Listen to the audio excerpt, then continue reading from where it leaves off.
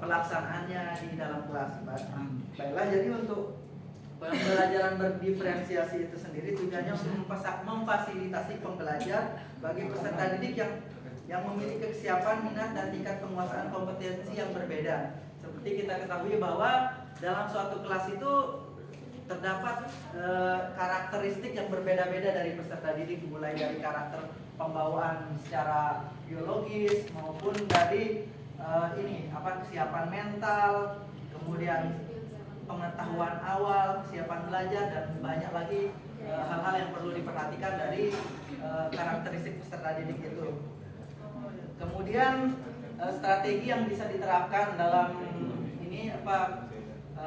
proses diferensiasi ini ada pendidikan mengidentifikasi kesiapan belajar, minat, dan tingkat penguasaan kompetensi peserta didik dengan melakukan asesmen diagnosa.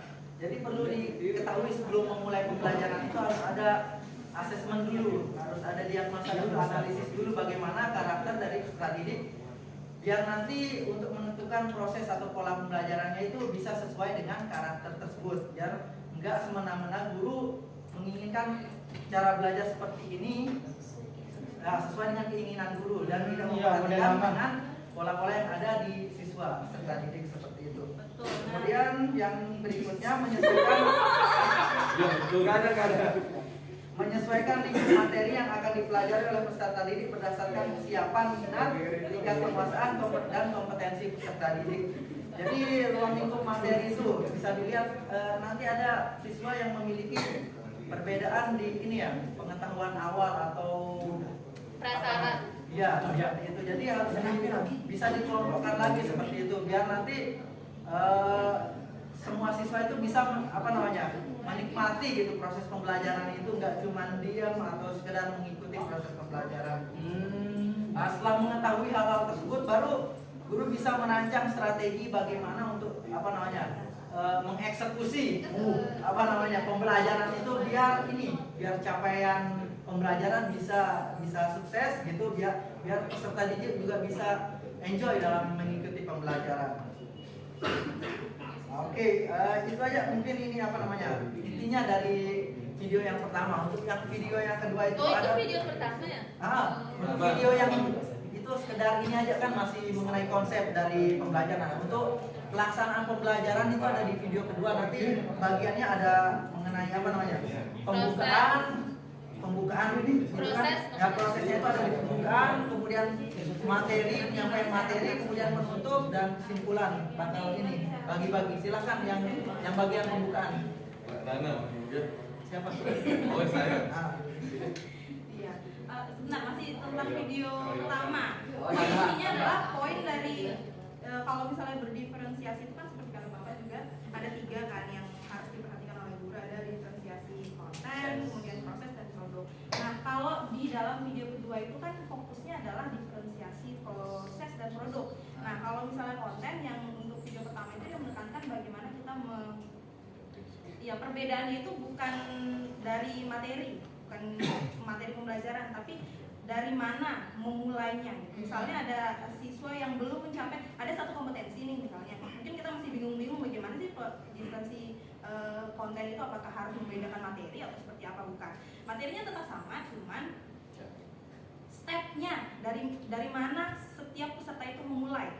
Gitu. Misalnya kalau kita mau belajar tentang deskriptif teks, kemudian di antara kami ini memiliki perbedaan kompetensi awal, seperti misalnya saya belum memiliki beberapa kosakata terkait dengan pembelajaran tersebut, maka yang kelompok ini dimulai dulu dari kompetensi prasyarat itu. Kemudian misalnya yang sudah memenuhi atau sudah memiliki kompetensi prasyarat itu, dia sudah mulai normal gitu kegiatan. Nah, sedangkan yang sudah melebihi itu sudah melewati kompetensi prasyarat itu, dia sudah bisa diberikan tugas yang lainnya seperti itu. Cuman mungkin pertanyaannya saya itu pertanyaan yang masih mengganjal untuk saya itu yang bagian yang sudah melewati yang sudah expert itu, istilahnya expert ya, udah paham materinya itu, berapa lama dia akan diberikan tugas terus? 3 hari paling. Nanti kita diskusikan. Itu pertanyaannya mungkin ada teman-teman yang akan Nanti kita Nah, diskusikan. biasanya belajarannya 3 hari berjenjang. Kemudian ya, lalu selanjutnya kami akan membahas atau merefleksikan tentang video kedua. Itu kita mulai dari ada beberapa komponennya ya. Yang pertama, guru memulai kelas dengan pembukaan jelas, berdoa, terus mengecek kehadiran peserta didik dan sebagainya. Kemudian selanjutnya budaya positif, keyakinan kelas dia. Mungkin sebelumnya kalau misalnya dilihat dari video, berarti kan sebelumnya mereka itu kan pertemuan sekian, artinya mereka sudah memiliki keyakinan kelas tersebut. Selanjutnya apalagi selanjutnya adalah Mbak Silda menyampaikan TP apa yang dilihat misalnya? Oke. Kan bisa dibaca nih. Berurutan. Saya ulangi dapatnya. Ayo Pertama silakan. kan pembukaan. Ah. Kita lihat di video itu guru itu membuka kelas dengan sudah cukup baik seperti sebagaimana biasa yang sudah kita lakukan di kurikulum sebelumnya di RPK 13 yang biasa membuka salam, membuka pengabsensi dan lain-lain. Kemudian tetapi ada yang berbeda di sana Pak ya, ada keyakinan kelas, ada kesepakatan kelas untuk menyamakan persepsi antara guru dan siswa apa yang akan dilakukan ke depan. Kemudian ada penyampaian tujuan pembelajaran di K13 itu sudah biasa.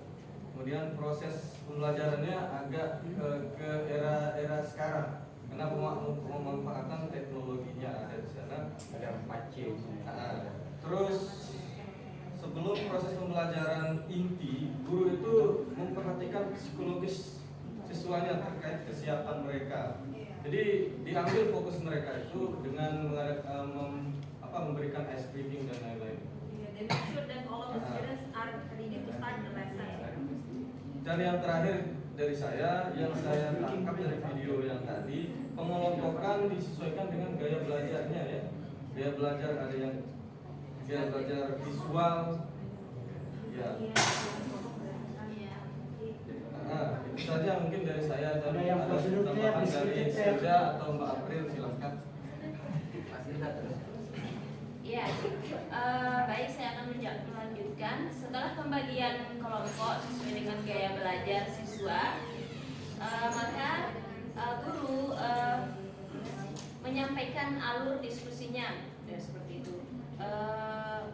Bagaimana proses diskusi akan berlangsung?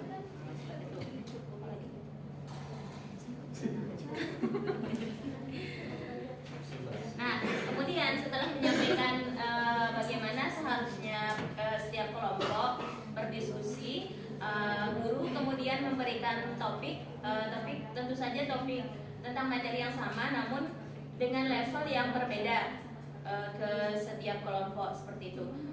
Untuk yang low level bisa menggunakan itu yang tadi prasyarat, ya pokoknya sesuai lah dengan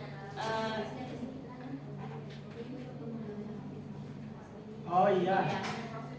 Iya. Prosesnya Jadi, maksudnya. dan di video ini rata-rata level mereka sama, jadi yang dibagikan sama Sama belajarnya pinternya ya. Jadi proses dan produk yang berdiferensiasi di sini. Kemudian Nah, dan di proses ketika proses diskusi kelompok, guru di sana memfasilitasi memberikan pertanyaan